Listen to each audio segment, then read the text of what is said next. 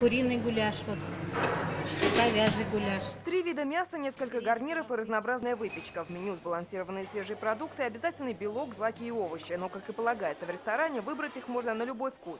И условия не хуже. Раньше иногда приходилось кушать на подоконнике, места действительно было мало.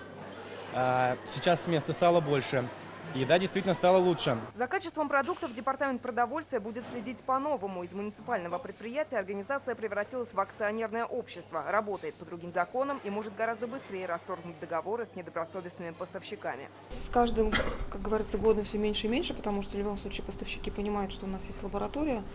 Около 400 тонн, то есть с начала вообще года календарного мы отбраковали продукцию. На ремонт и модернизацию пищеблоков в этом году потратили 43 миллиона рублей. При этом с 1 сентября в 5 школах, в том числе 2 новых, вместо столовых настоящие рестораны.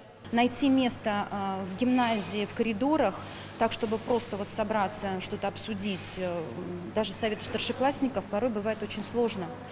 А это еще столовая используется у нас как место социализации.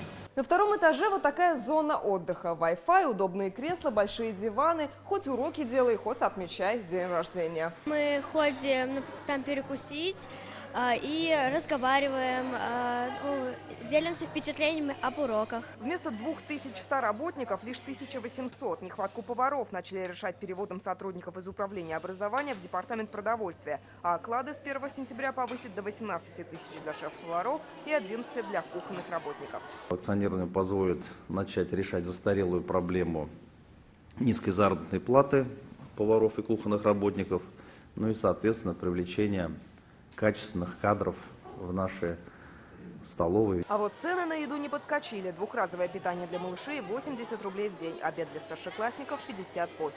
Ирина Анатольевна, Александр Лобанов, ТНВ Казань.